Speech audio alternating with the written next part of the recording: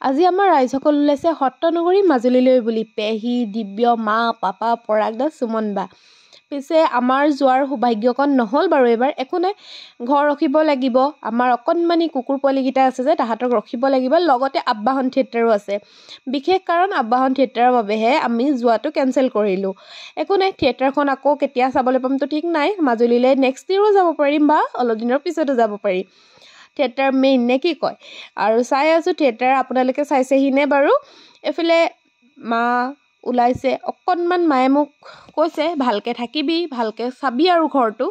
বাকী এয়া আমাৰ এওঁ, মাহঁত যোৱাৰ পিছতে আমি দুয়োটাই আহি গ'লোঁ পাকঘৰত।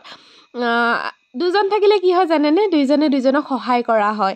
আচলতে ময়ো গোটেই কামখিনি অকলে কৰি থাকিম বুলি, মা থাকিলেতো মা লাগি দিয়ে, অকলে কৰি থাকিম বুলি তেওঁ ক'লে মই আজি আঞ্জাকণ বনাওঁ দিয়া।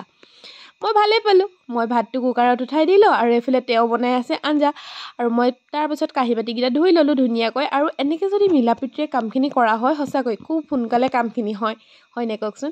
তাৰপাছতে এয়া দুপৰীয়া আহিল নহয় এটা মোৰ পাৰ্চেলটো মই এটা বডি লোশ্যন আৰু এটা ক্ৰীম দিছিলোঁ। বডি লোশ্যনটোৰ গোন্ধটো মই চাওঁ বুলি এওঁক ক'লোঁ খোলকচোন, এয়া দিলে, ধুনীয়াই আছিলে গোন্ধটো। তাৰপাছতে এয়া অলপমান ক্ৰীম লগাই লৈছোঁ অকণমান ওলাই যাওঁ বুলি। এয়া দেখিছেনে ওলাই কৰি লৈছোঁ। তাৰপাছতে এয়া আহি পালোহি এয়া এখন নাৰ্চাৰী, ইমান ধুনীয়া দেখিবলৈ, আচৰিতভাৱে ধুনীয়া লাগিলে। সৰু কিন্তু ঘৰতে খুলিছে বাইদেউগৰাকীয়ে, খুব বেছি ভাল লাগিলে। এয়া আহি পালোহি আকৌ ঘৰ, যিহেতু ভাত পানী বনাই থৈ গৈছিলোঁ। এইফালে জাতিলাও দিয়া আন্দা কাৰী, লগতে বগৰী আচাৰ, দালি একদম ফুলকৈ এক বাতি লৈছোঁ দুইজনৰ বাবে।